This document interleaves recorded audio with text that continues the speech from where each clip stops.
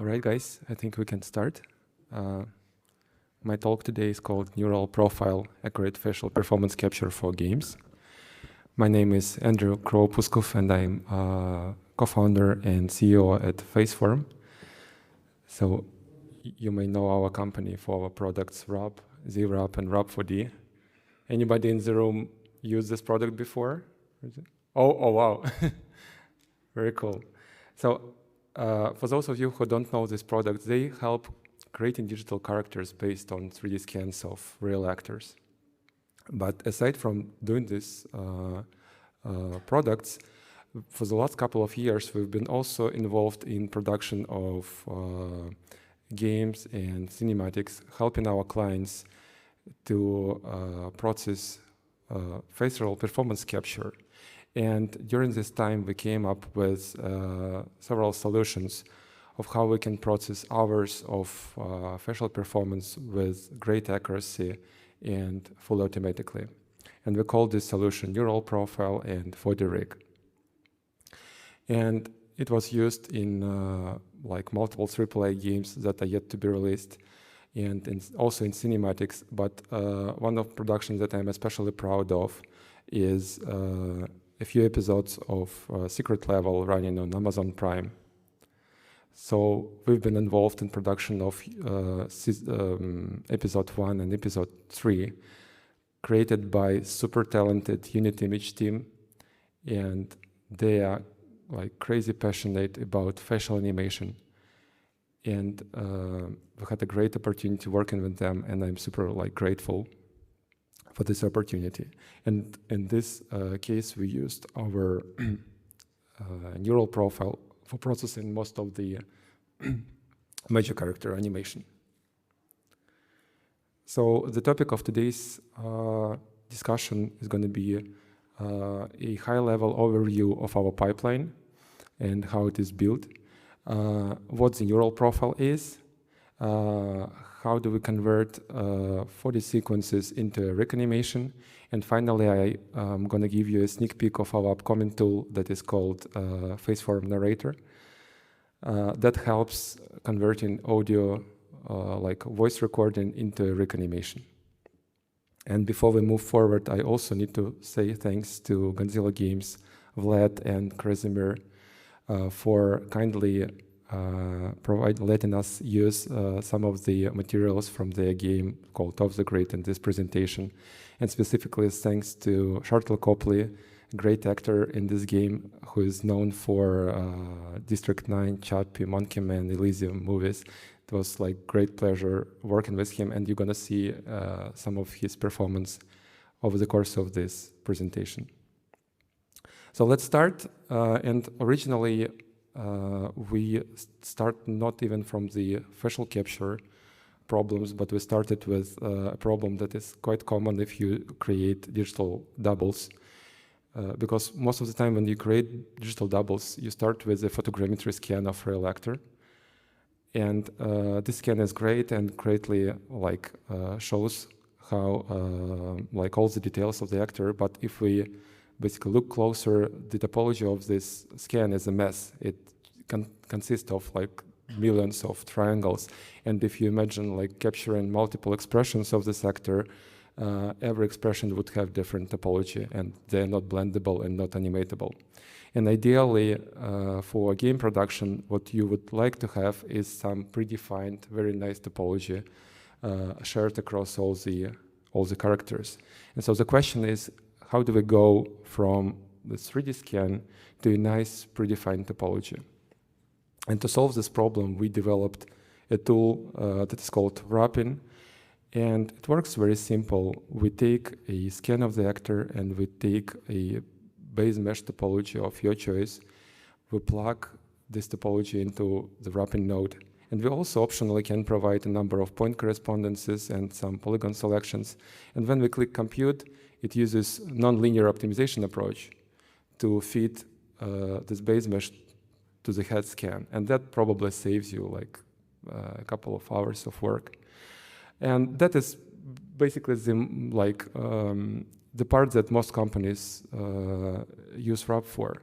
But then at some point, we get a request from one of our clients at a conference like this, asking like, what if we capture not just discrete facial expressions like jaw open, brows up, but what if we capture a sequence of actors' performance like 30 frames a second or 60 frames a second performance? And the result gonna be looking like this.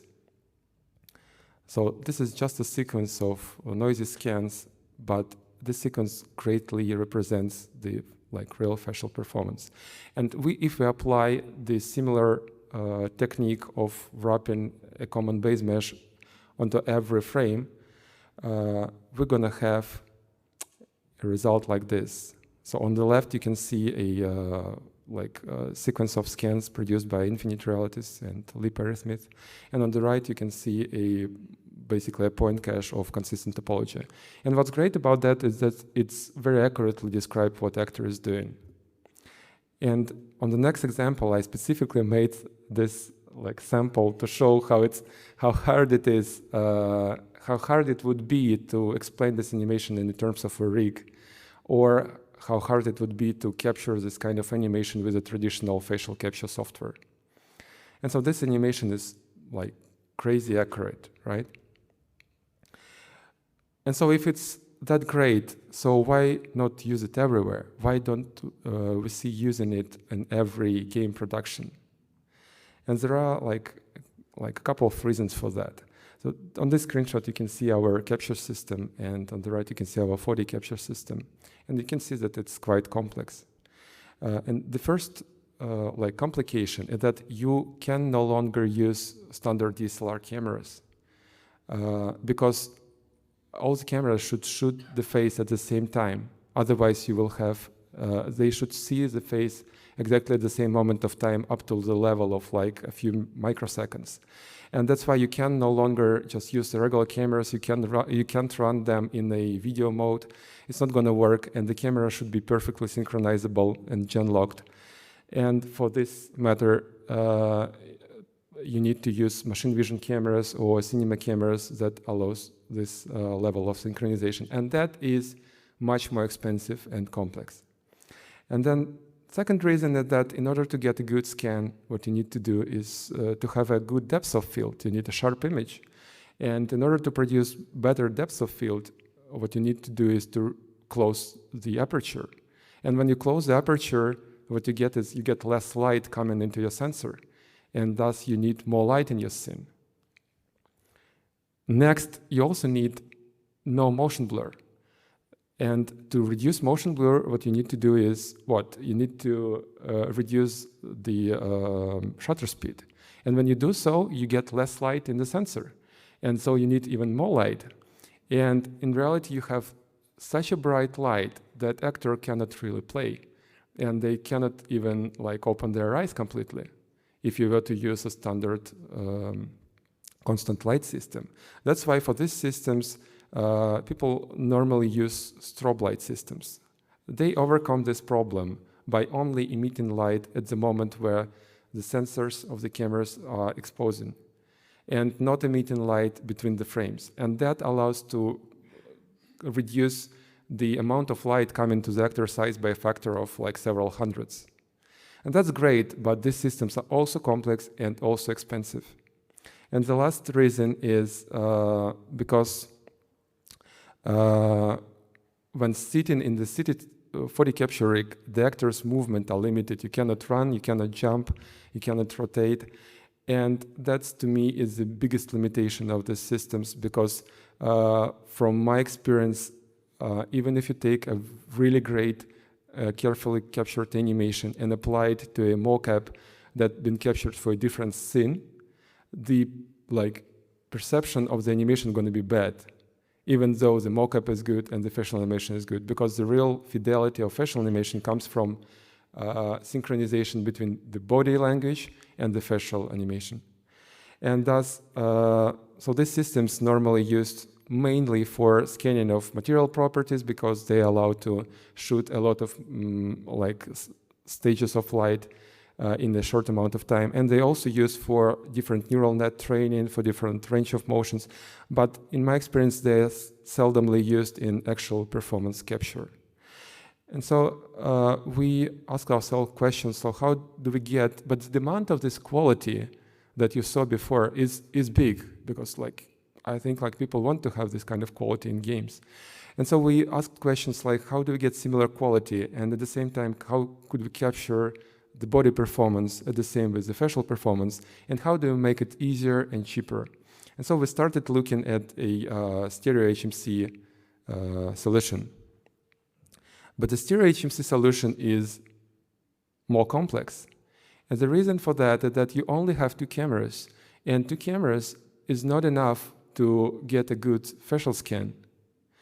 And the second reason is that you really have like a very kind of like harsh light coming from the front, and you have a lot of like speculars, and every change of facial expression changes the look of the shading of the skin very, very different, and makes it very hard to track these changes. And also from the HMC, you only see a part of the face. You don't see the side of the cheeks, you don't see the sides of the jaw, ears, and neck, but you still need to have these parts in your final animation. And we came up with a solution called image facial wrapping. And unlike a seated 4D capture, this solution is not trying to fit a mesh onto a 3D scan. Instead, it tried to fit a mesh into an image. And to do so, we use a simplified version of a differentiable renderer approach, where we deform a mesh, we try to fit the texture, and we try to fit the lighting in order so that our result looks as close as possible as the image. And this approach requires us several input types. So the first source of data for this approach is a set of fax expressions. So we need to scan like 30 to 45 or more facial expressions, and we wrap them in the common topology and stabilize them. And the reason why we need these expressions is because they give us this information that is missing for the parts that we don't see. And it gives us the range of deformation of like every portion of the skin. And it's much easier to capture than a 4D capture, because basically everybody has photogrammetry scanning rigs, and everybody can scan like multiple facial expressions. The next input source is the checkerboard calibration board, because we have 2 cameras and we need to be able to triangulate between them. We need to know the position of the cameras relative to each other, and that's why we use this checkerboard calibration.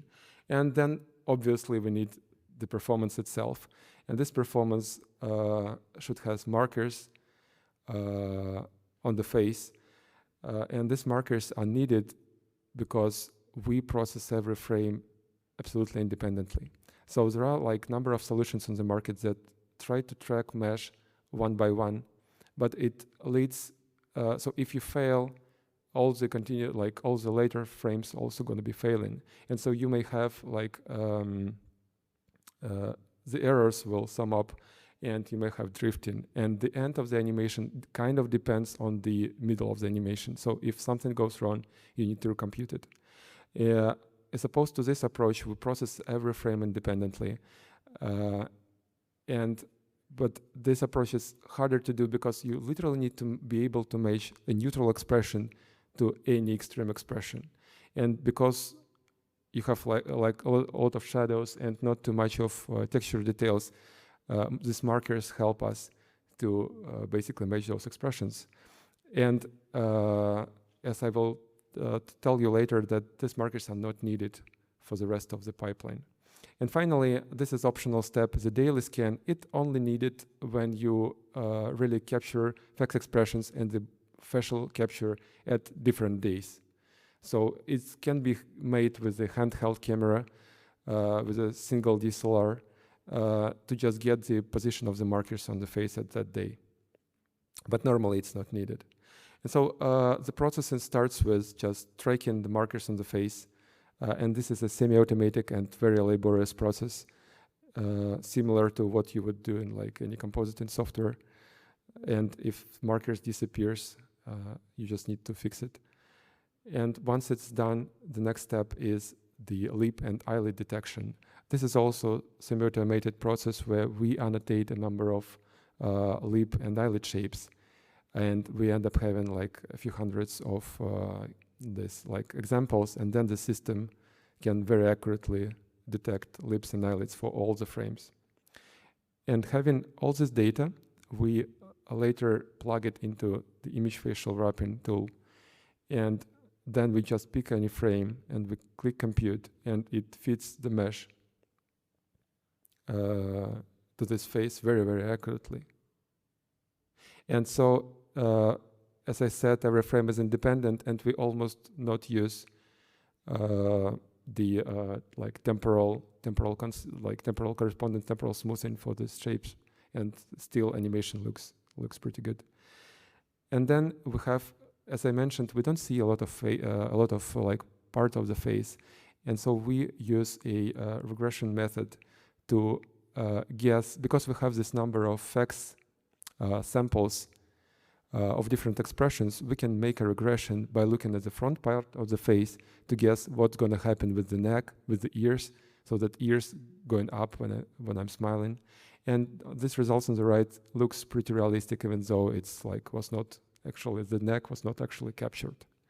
And we can use exactly the same principle for the textures, because we don't have good textures from the HMC, but we do have them from the photogrammetry session.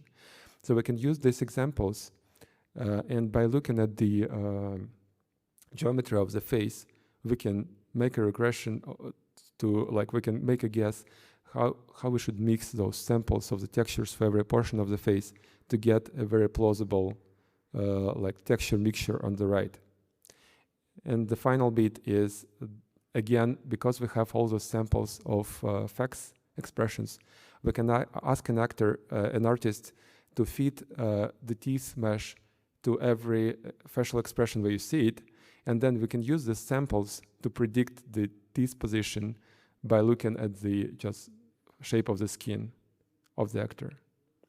And finally, as a result of all of this, we get this kind of like results, which is comparable, very comparable to a seated 4D capture that I showed you before, but it's just much, much easier to capture. And this is again the result of this pipeline. And as you may imagine, this pipeline is very, very complex, and it's like very laborious, and it's not scalable. As you may know, like for games, you would need several hours or even dozens of hours of performance, and no way this pipeline can be used for this. But we decided, like, all right, what if we not going to capture hours of performance, but what if we only capture like 15 minutes of performance? And for this 15 minutes, we can capture a really like wide range of what an actor's face could do. And we designed a special like range of motion sequence that actors like follows. And this range of motion sequence is split into small takes that are easy to memorize, easy to play by actor. For example, this one starts from neutral, then go to closed snarl expression, open snarl expression, snarl jaw open, and snarl brows up, and that's it. And so we have multiple takes of this kind. And this is like a real example of Sharlto Copley doing this like a different set of range of motion. And because capturing this video is super easy, so you can do mistakes, you can make it in one take, and it's fine if you like repeat something several times. But it's also seen how it's easier like to have a combo of nose wrinkler expression with different directions of the gaze in this like one video. And once we process this range of motion animation, we have a result like this. And then basically the next idea that we literally have this 15 minutes, and we literally have like around 60,000 pairs of here is the image and here is the mesh that corresponds to this image. And we can ask neural net, we can train the neural net to do the same. So to create a mesh by just looking at the images from the cameras of the of the helmet. And we also can go further, and we can train this neural net to not pay attention to the markers. So we can just erase all the markers on the face and add like extra markers, artificial markers, so that the system gonna know that whatever markers layout is, you don't pay attention to it. And we also teach the system to work with different lighting conditions and different head placement in the HMC for the real case scenarios. And this is an example of how the system works in reality. So here is me capturing some like crazy facial performance at the HMC. And then I'm going to stop this recording. And then I go to the take manager and I grab this video directly from the HMC.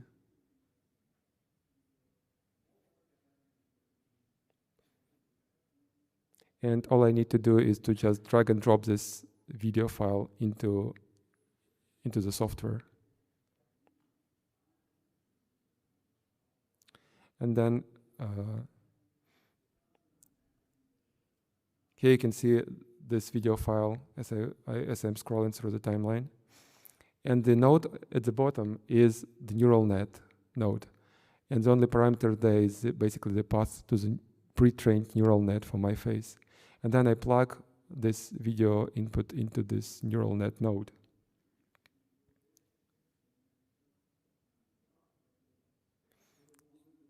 And that will produce a mesh for me.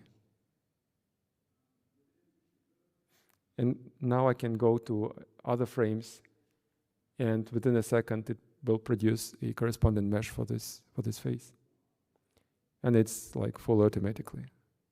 And this like sample, and also every expression here, regardless of the shakiness of the HMC, every expression here is stabilized.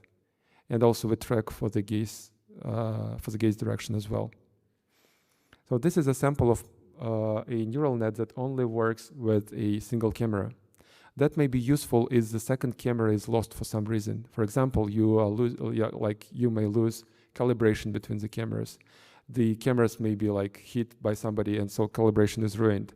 Or you may have desynchronization issues between the cameras, or any other reasons. So whenever in a situation that you only have one camera, you have this way to go. And we also came up with a solution for a stereo neural profile, which is much more accurate. And it uses images from both cameras at the same time. And for this system, we can overlay the results of the neural net with the actual photo. And you can see how accurate it is matching the facial expression. And also this neural net works a little bit, like this solution works a little bit slower.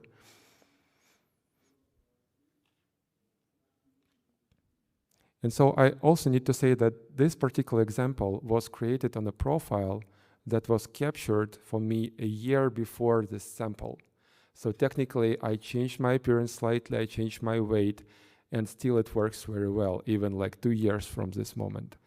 And also sometimes in real production, we had cases where actor, after the finish of the production, client had to bring actor back after a few months. And that time, actor had like mustache, and because he was involved in a different projects, and still it worked pretty well. But as soon as but still, if the likeness of the actor like changes, so it leads to some errors in the neural net. And the first thing that you're gonna notice is the stickiness of the lips and closeness of the eyelids that's gonna suffer if you go too far away from the sample from the at the time of profile recording. And as a result of this solution, you basically have a tool to process hours of facial animation. Like you can process multiple hours literally overnight. And the match, like it matches face very, very closely. And that is minimizing the amount of post-animation work almost to zero. And we even have several cinematic productions where we end up having almost zero animation input. So you basically save a lot of time, animation time on this, unless you really need to change the performance. And here is an example of Sharlto plane, and on the right you can see an Unreal Engine character. And then the question is how we're gonna change the performance if we capture it, because so far what we get from the neural net is just a point cache. And for changes this performance, we need to come up with a rig solution. But the problem is with the standard blend shape rigs is whenever you try to feed a blend shape rig into a 4D animation, it fails in a way that every blend shape rig is created on a set of scanned expressions of the actor, and this set of scanned expressions is limited. Even if you use 100 expressions, it's not going to contain things like smile plus eyes right or left. So the number of combinations is too huge to be captured. And thus, for these combinations, it's traditionally assumed that these expressions are going to be just a naive mixture of like smile and eyes right. But it's not true. In reality, these expressions like really look different, and we have to account for that. And then whenever we feed this rig into the 4D animation, we'll lose a lot of data. And so our goal was to create a rig that is capable of playing back original 4D sequence with almost no loss. And to do that, we start with creating a traditional blend shape rig. But we could do it manually. So from the range of motion sequence, we manually like select frames where we think like jaw is open and eyebrows are up. We select those frames manually, and we could basically build a rig from this. But it would be too complicated, too long. So we came up with the automatic rig optimization approach. And here you see like some example of it. The idea of this approach is that imagine like you ask an actor to raise the eyebrows up and you get this expression. Then you ask the actor to raise eyebrows up and make like eyebrow squeeze at the same time. And then you ask an actor to raise brows up and close their eyes. And so you end up having like 10 different eyebrows up versions every time actor going to play them differently. Every time the eyebrows not going to be raised like completely or something like that. And so we can make an optimization system that looks at all these expressions at the same time and know the rig structure and finds like the best possible single eyebrows up shape that would fit statistically to all these shapes like the best way possible. And here you can see on the left there is a like real expressions from the actor, and on the right there is a normalized expression by this optimization approach. You can see that some like extra activations are gone here. And this is another example of jaw being open too wide, and this is how it looks now. And again, this is a few more examples. And then as soon as we have this rig, we now can feed this rig into our performance. How we do it, we represent the rig in the form of just a folder of obj or ply files following a specific naming convention. And as soon as we can represent rig in this this way, we can load it into the system and we can check if it loads correctly. You can see me triggering like jaw open, and we can see that the correctives work well. And then here we have a sequence of the meshes. And now for any frame, we can basically plug this rig and ask to find a proper weights of this rig to fit as close as possible to this expression. And that will give us like a very good fit. So, and also it takes some time.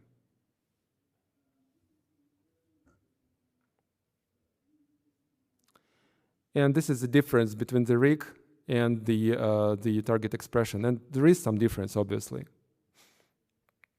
And we can also go like move forward and see like side-by-side comparison of the original performance versus the rig. And this is again like example of Sharlto Copley. On the left there is original performance, on the right there is a rig. And the thing is, yes, we lose data here, but now we have a 60,000 frames, 60,000 pairs of what Rick can do in this frame and what should be done in this frame. And again, we can train a neural net to fulfill this difference. And we can train ML deformer to do that. But the thing is, if we train this ML deformer, it's in practice, for different game engines, it's maybe quite hard to integrate this ML deformer into like a random game engine. And so we came up with a different solution, which is much simpler. So we just pack all these differences into a computed number of blend shapes. Those blend shapes are not human readable. They are like something, but we can specify the number of this like blend shapes, like 100. And we can pack all these deltas into this blend shape, and this blend shape is going to be acting as a hero shapes to just fulfill this difference. And as a result, you can see a sample of Myrick here in Maya that is very like plausibly represents the original 4D animation.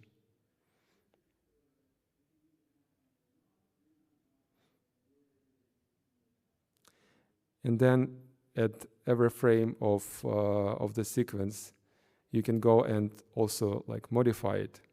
And this is a sample of modification. And as you can see, it's quite isolated.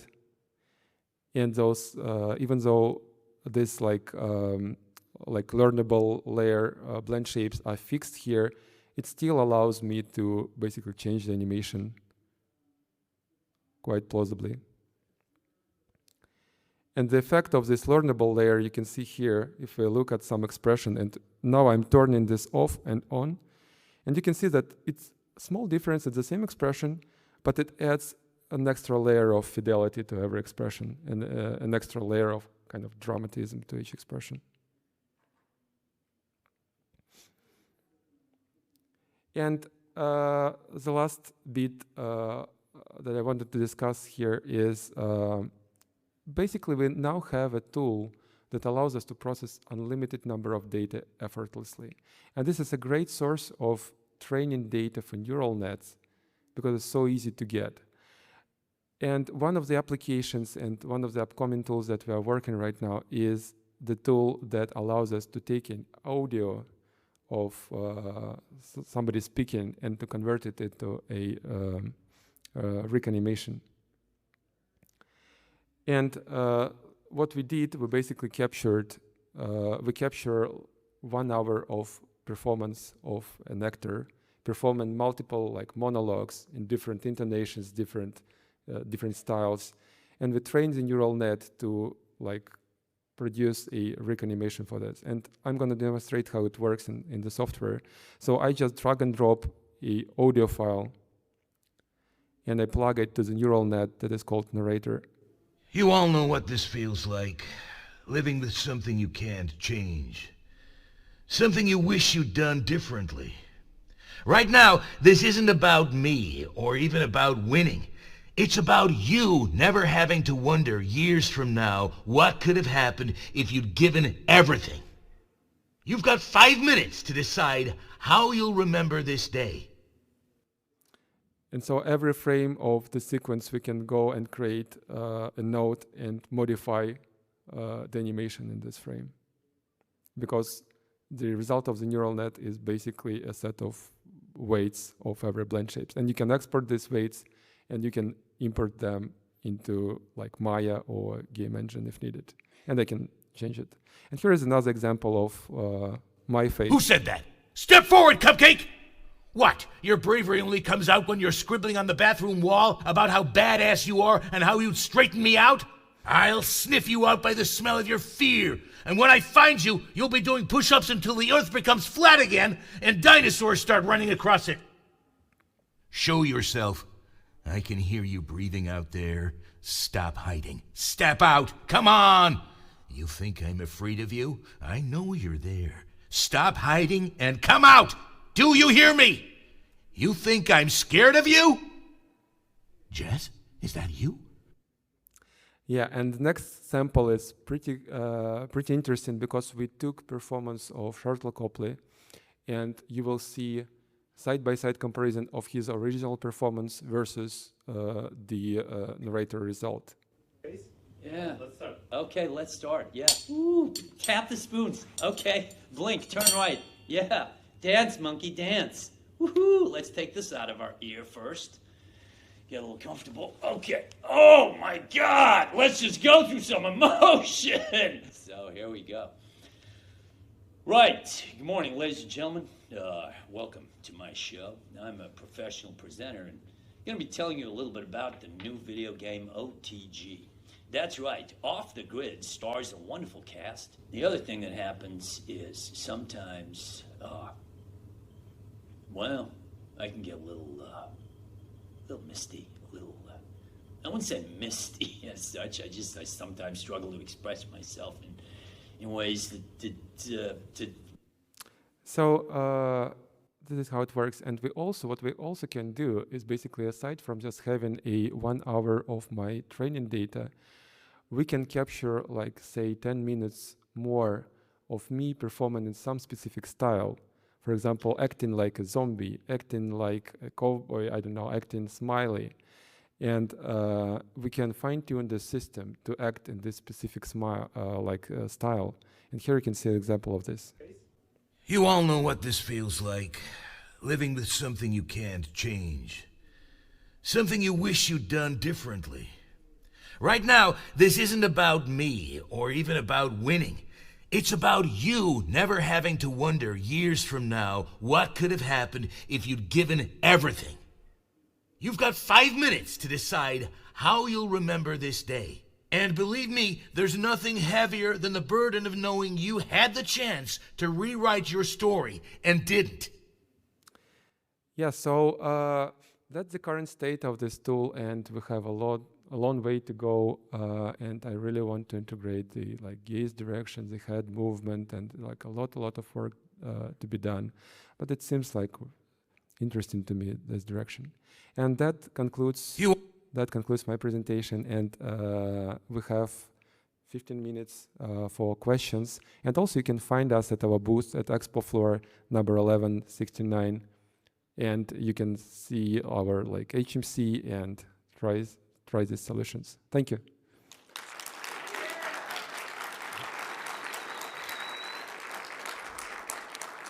So, questions?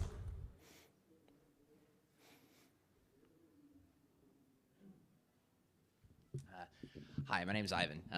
Great presentation, by the way. Your tools are fantastic. I saw it months before I even knew you were here, so this is super exciting. But so I'm trying to start basically a cinematic studio, and a big thing is faces. Faces really just kind of bring things forward. And I just want to know, if I wanted to learn the entire workflow of your tools, is there a documentation or somewhere, or what would you recommend for being fully familiarized with the workflow for this? Because currently we have just very basic things kind of set up. We use Blender, by the way. So we're kind of trying some really unorthodox methods, and I'm just kind of curious, is it feasible just to, with a combination of this presentation and maybe you have a documentation somewhere, is that what you'd recommend to learn the tools fully to, get it? Got it. Yeah. So the question is for the people if they don't see it, the question is, how do we basically how do you learn this pipeline? So the thing is that pipeline, so the part of this processing is in RAP4D, but again it's quite hard. But the part of the neural net training, we normally do it as a service. So it's so complex to do that it's not in the software yet, and we normally do it as a service mostly for the game companies. Honestly speaking, I would say that could be overkill to produce a 15-minute animation, cinematic or something. It's going to be definitely overkill, but it really pays off if you have 10 hours of cutscenes in the game. This is where you literally save a lot of time.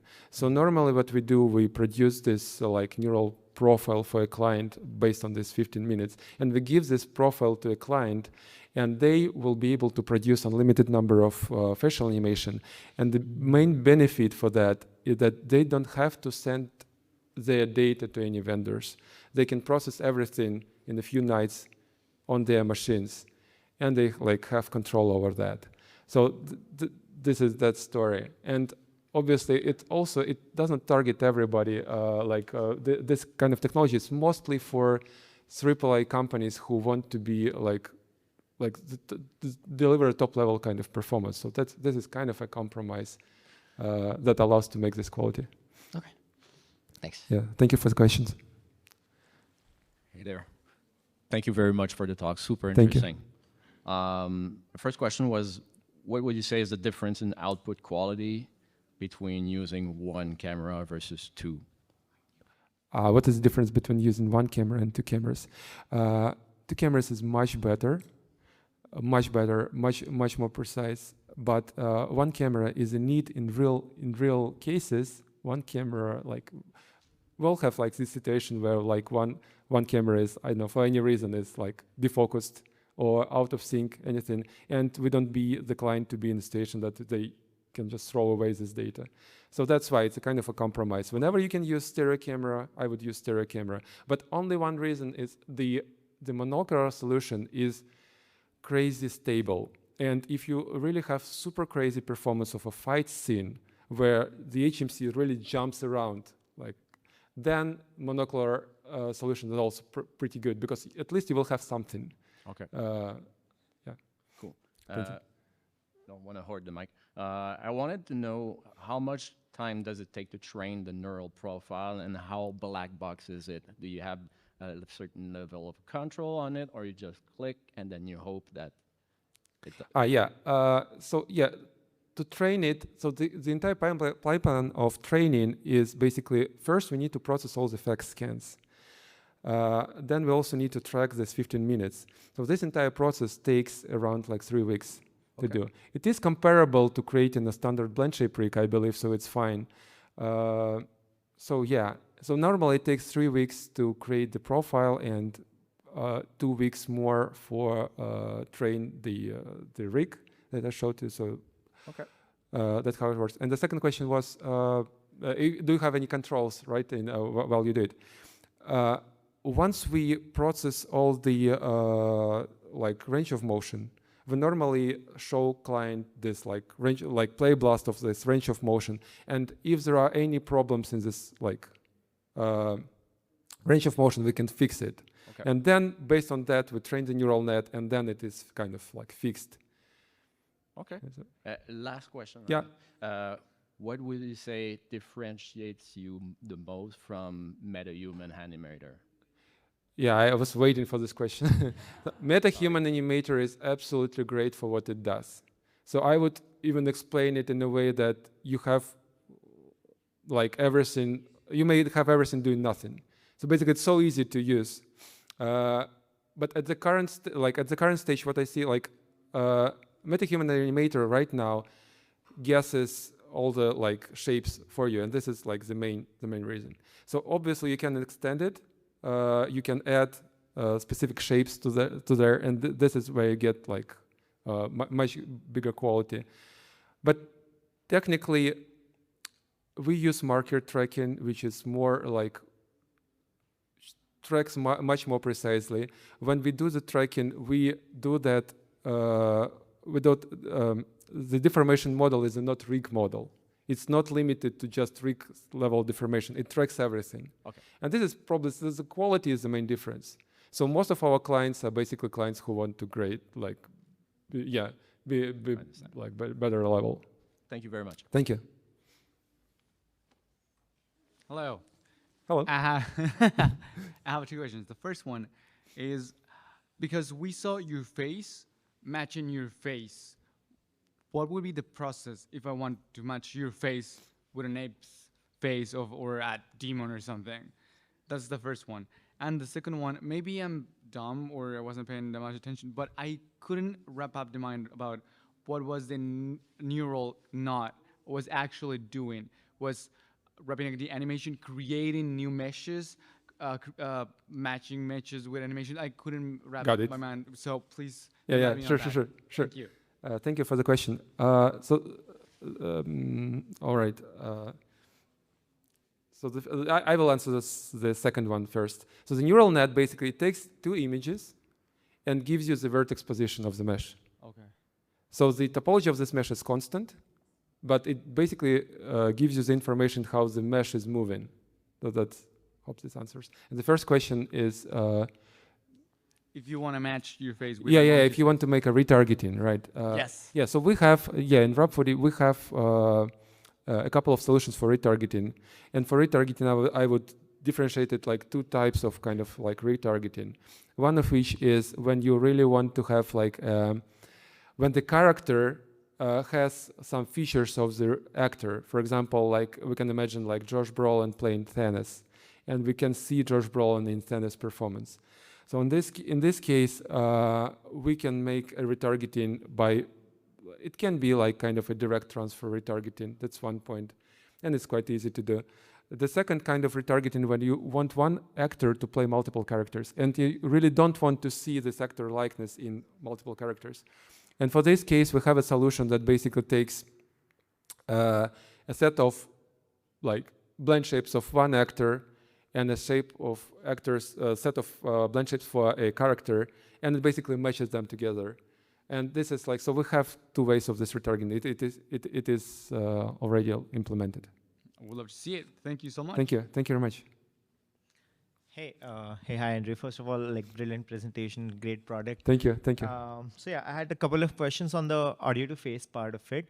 So firstly, can we use it on our existing blend shape models, or do we need to have your go through your flow and have the normalized blend shapes? Do you use some custom sort of blend shapes for that audio to face model, or? So the question, if you can use like, for example, your blend shapes, right? Yeah. In the product. Yeah, so the system is rig agnostic and topology agnostic. So you can work with any topology, and the rig structure can be anything. As soon as you can represent this rig in the form of a set of blend shapes in a folder. But I would claim that pretty much any rig possible, even a neural rig, can be approximated with this representation. So because for any rig, you can just drive every slider to extreme and go over all the combinations of the slider and just save it as an OBJ file. And this way you can get this representation. So in between is going to be lost, but it's still a plausible representation. Then you can feed this rig and take those weights and apply it to the original rig. Okay, that's pretty interesting. And also wanted to understand what kind of visibility do we have about the network? Because I could see that you had multiple sort of emotions for the same voice, right? But probably for our use case, we would be using a combination of these emotions in for our solution. So do we have visibility into the neural net, or how you would retain it for us, or how does it work? For now, in the current state, and it's going to be evolved. So this tool is like few months only in the testing. So for now, it delivers just let's say 5 or 7 versions of the performance, and you can switch between them, select between them. But right now we are working on the option where we can blend, so you can literally provide the amount of blending between which emotion going to go where. And is it cheap for real-time use case, or do we have to do it offline? So audio to face part of it, can we do it real time? We can just pass a. Yes, it's very fast. In the way it can. I think we can. Kind of, it's not going to be real time in a way. So there's going to be a delay. Okay. It's not going to be like streaming from voice immediately to the face, but it's going to be probably seconds. Seconds or a couple of milliseconds, a couple of seconds maybe.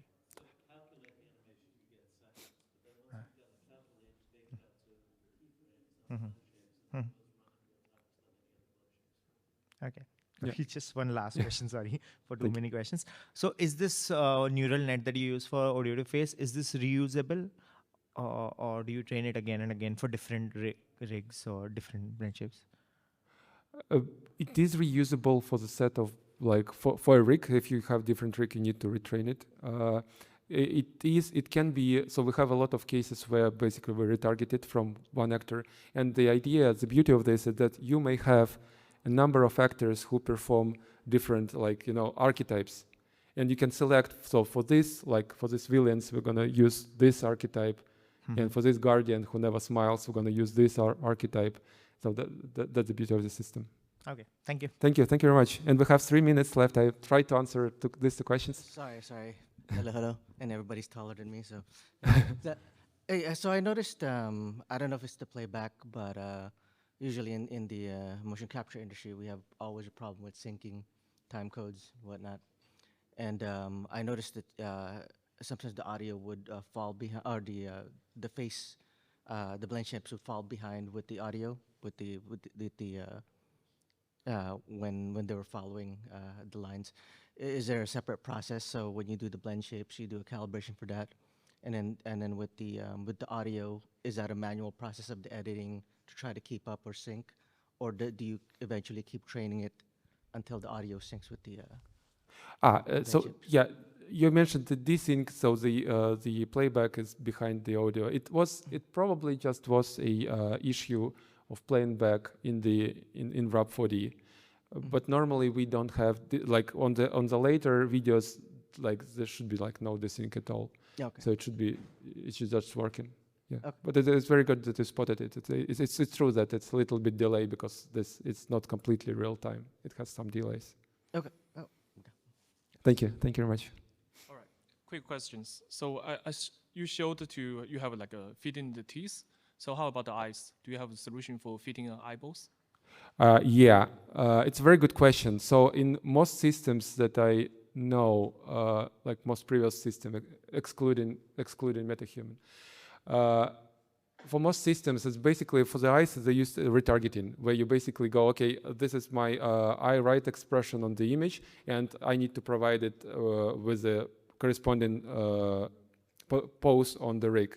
And this kind of like approximation where you really look at. Yeah. What we do is basically image-based fitting. So we literally rotate eyeball until the image of this eyeball matches the shape. And that gives much more accurate representations up to the level that if you are in mocap and if you hold something in your hand and you follow with your eyes, you can be sure that the eyes literally gonna like geometrical look at this point every time. Okay. Another question about the head motion. Where you consider to extract the head motion, because most of your example are just a static head. So if I want to get that for audio to face, yeah, to audio to face. Yeah, definitely. That's one of like our like goals to have head motion very plausible. Okay. Yeah, definitely. We just didn't have time. Last question. So how about the APIs? API for to help artists to create like automation pipeline to run through everything instead of manually click those things. Yeah, sure. So like RAP4D itself, it has scripting, Python scripting, and a few ways of optimization. So normally clients use like automated, and also there is a command line interface for that. So it's not exactly API, but there are like a lot of ways of how you can. Does it also including that the neural trainings? Yes. As well. Okay, cool. Yeah, thanks. Thank you very much. Thank you very much, guys. Thank you.